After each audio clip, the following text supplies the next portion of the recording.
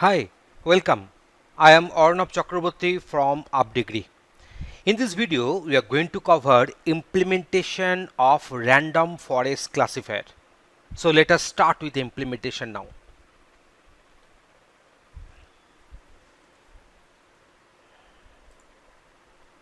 Let us discuss random forest classifier. Random forest classifier is ensemble algorithm. Ensembled algorithms are those which combines more than one algorithms of the same or different kind for classifying objects.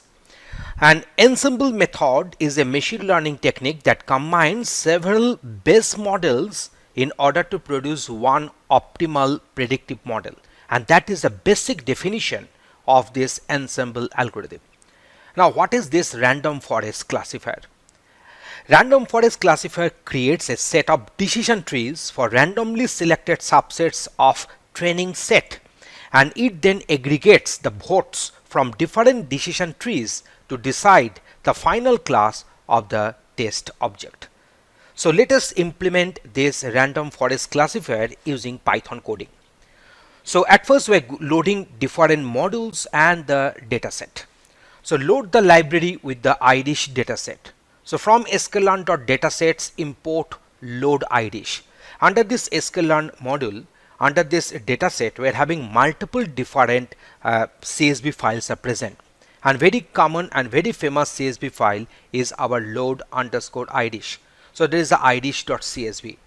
And we are having another one that is the boston.csv. So different CSV files are there present in this sklearn.datasets. So now what is the idish? So idish dataset or idish.csv is a very common and classical dataset which contains flowers of idish type of three different kinds of flowers and its respective details. So let us show you one CSV file content of this idish.csv. So here we are having the feature attributes like sepal length, sepal width, petal length, petal width, and the species.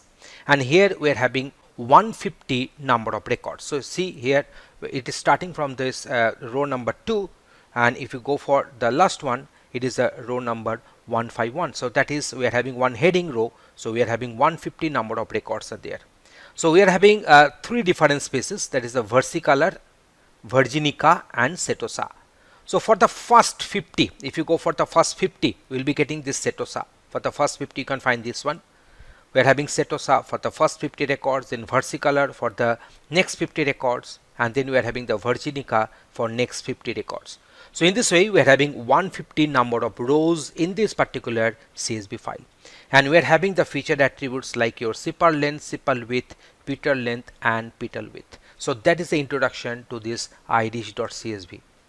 So that particular CSV file also you can read using read underscore CSV method. So yes, we can also read it from that CSV file directly. Otherwise, under this sklearn.datasets, the idish dataset is already present. So from sklearn.ensemble import random forest classifier. Also we are importing modules like pandas and numpy. So they will be required for different mathematical calculations will be done using numpy, and here we are having multiple different methods, and here we will be using the data frame of pandas. So the alias is our PD and NP here. So create an object called idish with the idish data. So now load idish. So we are creating, so this is one class. So against this particular class load idish, we are creating one object that is our idish. So now let us introduce that what is this idish actually. So if I execute this one, you see the idish has got defined, this object has got defined under the class load idish. So if you go for the explanation, you can find that this idish.keys, we are having data, target names, description, feature names. And if you go for the later version of this anaconda, you can also go for, we will be having another and that is a key value, that is our file name.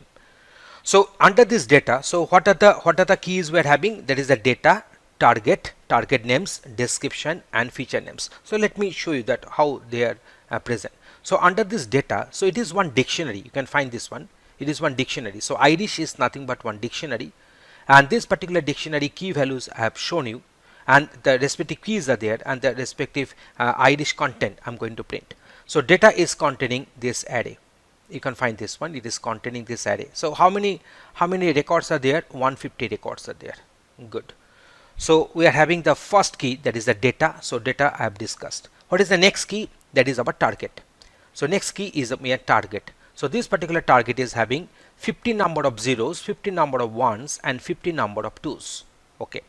What is the next key? So next key is our target names. So here we are having the target names. So that is a Setosa, Versicolor, and Virginica. You can find this particular target is nothing but the key value pair. So target is a key and the value is in the form of an array. And target name is also in the form of an array, and it is containing Setosa, Versicolor, and Virginica. And data type is this U10. And next we are having the target names. So we are having this one. So we'll be going for this target names we have got. So now will be next one is the description. So next one is the description. So this is a description we are having, and then there is a long description, and then the last key is our feature names. So these are the feature names: sepal length centimeter, sepal width centimeter, petal length centimeter, and petal width centimeter. So we are having these feature names are there. So now let us form one data frame. So as I told you this one earlier also, that we have defined one PD, that is a pandas alias. So PD dot data frame, what are you passing? I'm passing this Irish data, and then we're having these columns is equal to Irish dot feature names. So these are the feature names which will be there in the respective columns, and we are defining this data frame. So in the abbreviated form we have written this one. This object name is df. So df dot head, it will print the first 5 rows. So you can find that. So these are the column heads. So they came from the feature names, and this is the respective data. So df dot head. Head, you know that if you print head, then the first 5 rows will be printed. If you go for this df dot head 10, then obviously it will print the first 10 such. Next we are going for this one. So add a new column with the species name. So this is what we are doing to try to predict. So df species is equal to pt dot categorical from codes. So Irish dot target and Irish dot target names. What is Irish dot target? Irish dot target is containing this combination of 50 zeros and then 50 ones and then 50 number of twos. So in the form of an array. And what are the target names? So here we are having the respective target names are there. That is the Setosa, Versicolor, Virginica. So 0 will be replaced by Setosa, and Versicolor will be for 1 and Virginica will be for 2. So here you can find that we have written this one: pt dot categorical from codes, Irish dot target, Irish dot target names. So here we are having 50 number of zeros, 50 number of ones, and 50 number of twos, and Irish dot target names is having Setosa, Versicolor, and Virginica. So both of them of the type of array. So you are just passing them, so they have got mapped, and this df, that is the data frame, is having a new column. What is the name of the column? Species. So this particular column has got created, and these are the respective contents we are getting there. So here we are printing this df dot head. So first 5 rows are getting printed. So you know that it is having in total how many rows it is having? 150 number of rows. So index will be starting from 0 to 149. But if we print the full, then what will happen? It will print the first 30. Just see here. It will print the first 30. You see 0 to 29, and the last 30, that is 122, 149. So this is the corresponding content. You can find it is Setosa, and the last 30 is containing Virginica as the species names. Okay, so we are putting this one as this. Okay, next, create a new column that for each row and generates a random number between 0 and 1. And if that value is less than or equal to 0.75, then sets the value of that cell as true and false otherwise. This is a quick way of randomly assigning some rows to be used as the training data and some as the test data. So here we have used this np. What is the np? That is the alias of your numpy. So np.random.uniform 0, 1, len of df. What is the len of df? So if you print this len of df, you can find this one. So print len of df. So if you go for this, you can find that it is printing 150 here. It is printing 150. So len of df is 150 here. So that we have got this idea. Okay, next. So see here, so 0 to 1, in between 0 to 1, these particular random numbers will be created with uniform density for 150 number of len of df for 150 number of. So what we are doing, we are just generating random numbers between 0 to 1, 150 number of in total, and with a uniform density. That means for each and every, if you consider if and each and every interval, we will be having almost equal number of generated random numbers. And if the value is less than 0.75, then each train is another column. We are going to have each train another column. So that column will be filled up with true, and otherwise the other columns will be filled up with ones, because you see this is one, a random number is getting generated and less than equal to 0.75. so ultimately it is becoming a conditional statement. So conditional statement will produce the outputs like true or false. So this is train will get filled up with true or with false depending upon the value. So you see all the first 5 they have got filled up with trues, you see. So first 2 true, then false, then true, true, because they are getting generated with the random numbers only. So that's why you can get varieties of such, you see, false, true, false, false, and true. So I'm keeping this one. So now see, in this way we have got this. Now why 0.75? Because it is our purpose that as the random numbers between 0 to 1 will be generated with uniform density, so we are expecting that 75% random numbers will be below 0.75 and 25% random numbers will be above 0.75. So what we shall do, so for those random numbers which will be generating, which has got generated less than equal to 0.75, so 75% random numbers will be below or equal to this 0.75.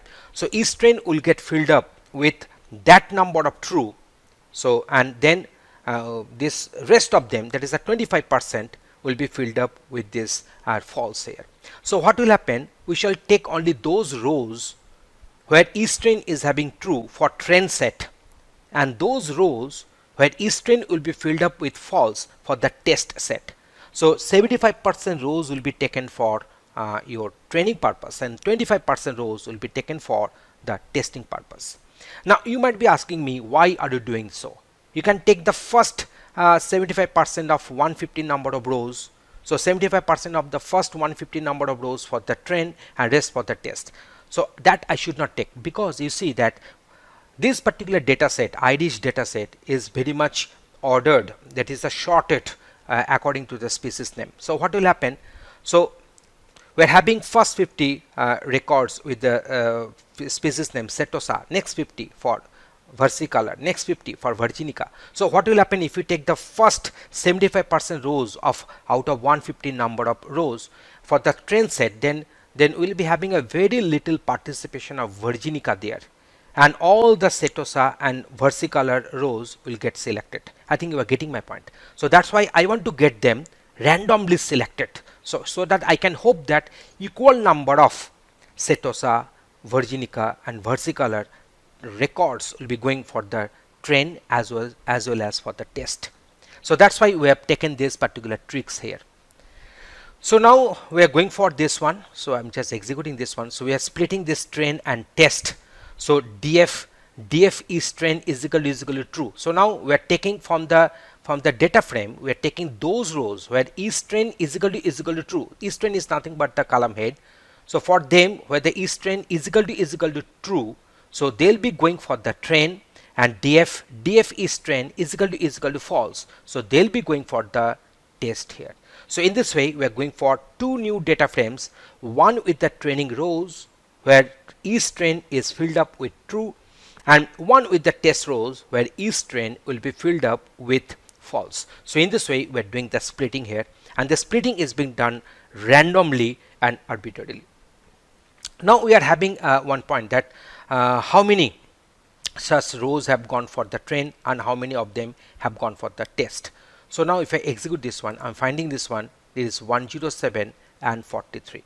So just come down here. So you are having to say 150 number of rows there.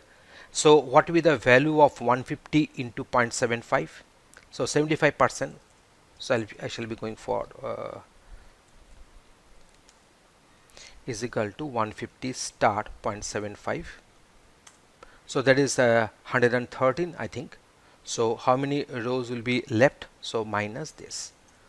So I expect that they'll be going for the train and they'll be going for the test. Okay, so that I'm doing the calculation. So we're having this one. What is this? This is nothing but 75% of 150, and this is the rest. There is a 25% of 150. So 113 rows we are expecting for train, and 38 rows will be expecting for test approximately. So what are values we are getting? We are getting here 107 and 43. So now you see, if you execute this one once again, the value will get changed accordingly. Okay, the value will get changed accordingly. But you should appreciate that these values are very near to that. 38 and 112 we are expecting. So it is coming as here 107 and 43. So now what we are doing, now we are going for the features. So 0, 1, 2, 3. So the first 4 columns will be containing the featured attributes, and the last one will be is train here. So is the last one is the train. So now what we are taking for the feature attributes, we are taking this one. So there is a first 4, so that is the features. So let me go for the printing. Yes, we are getting only these features are there. We are getting only these features are there. So there is a df dot columns colon 4. What is the colon 4? That means from the first row number, sorry, first column number, there is a 0 to 3, because always we know that this 4 is always exclusive. So we are taking only this particular first 4 column heads. You see, we have written here columns. So that means we are taking only the column names. So what are they? They are nothing but sepal length, sepal width, petal length, petal width. All of them are in centimeter. Now, train spaces contain the actual spaces names before it can be used. So we need to convert each spaces into a digit. So in this case, there are 3 spaces and they have been coded as 0, 1 and 2. So Setosa will be converted to your 0 and then versicolor to 1 and Virginica to 2. So now what we are doing, we are just converting categorical field to the numerical field. So we are doing this conversion, and that can be done using this factorize. So train spaces 0. So what will happen? See here, if you go for execution, you can find that this y, let me execute this also.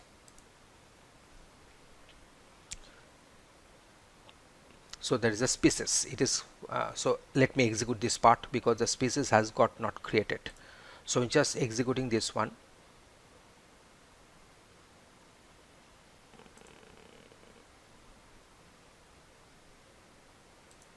Yes, so I should execute this. I should execute this one and this one.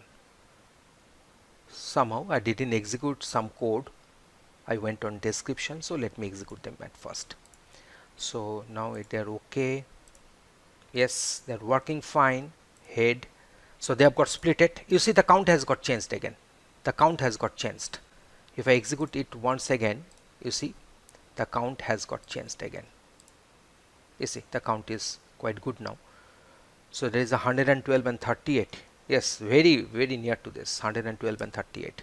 So now we are going for these features. We have taken these features and then we have gone for the factorize. So now you see the factorize we have done. So this line was causing error because I didn't execute the previous code. So now it is okay for me.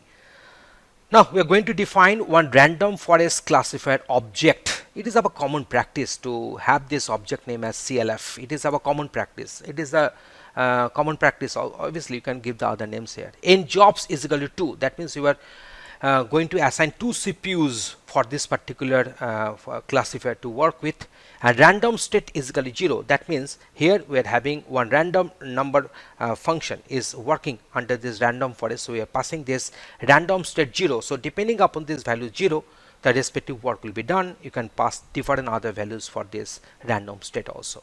So this actually it is passing the random seed value. So this is my CLF is equal to random forest classifier in jobs is equal to 2. That means you are assigning 2 cores. Nowadays we are using multi-core CPUs. So we are assigning 2 cores there so that 2 threads can work for this particular train and test operations for the first study. And then random state is equal to 0. That means we are passing a seed there.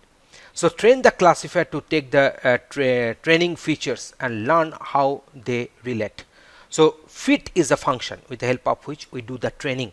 So what are you passing in the fit? What are you passing? You are passing capital X comma small y. What is the capital X?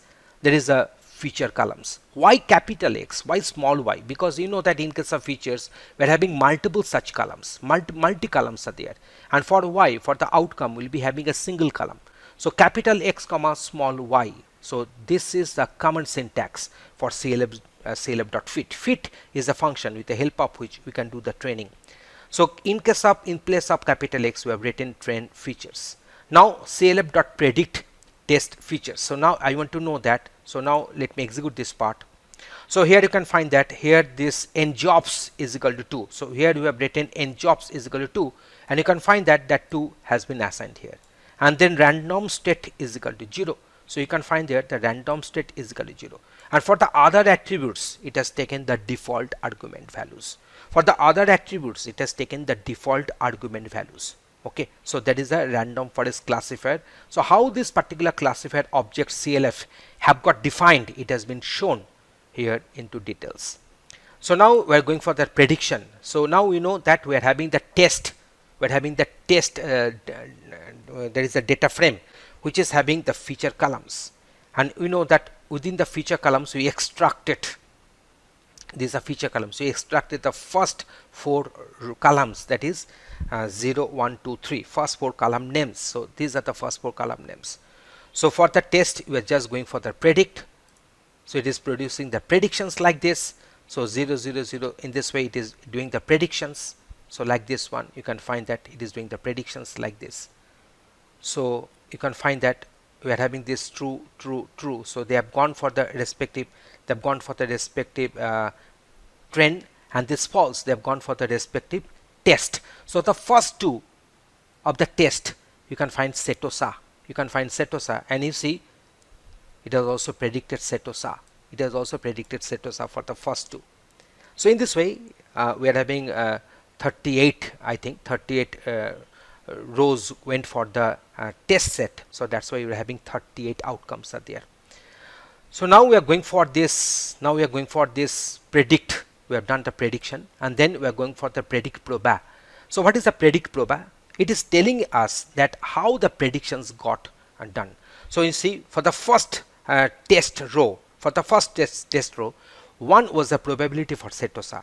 So 0 and 0 will be the probability for versicolor and virginica, and that was true for the first 9 records in the test. For the 10th record, so 0 was the prediction for Setosa, and 0.6 was the prediction for the respective versicolor, and 0.4, that is a 40%, was the prediction for the virginica. So which one is higher? So there is a 0.6. So that's why it has gone for versicolor. So you see 1, 2, 3, 4, 5, 6, 7, 8, 9. So the 10th one is 1. Yes, the 10th one is 1. 0, 1, 2. So 10th one species number is 1 here. So in this way, you can find that how these predictions have been done. And here we have printed the first 10. Here we have printed the first 10. So that is the function that is known as predict proba.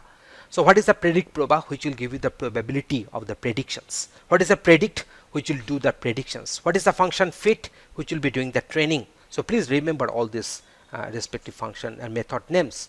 So now we are having this irish.target names. We are having the CLF.predict test features. So now we are going for this. So now we are printing them. You can find that Setosa, Setosa, Setosa, in this way it is going for printing. So if I make this one as 10, if I go for this 10 here, you can find that the first 9 got predicted as Setosa and the last one got predicted as versicolor. So now it is going for this printing. So it is showing that how the things are coming. So what are they? They are nothing but the index number 349. Why 349? Why 349? You can find here 34. Yes, 34 were the first 2 rows for the test record. So that's why 34 came from here. 34 came from here.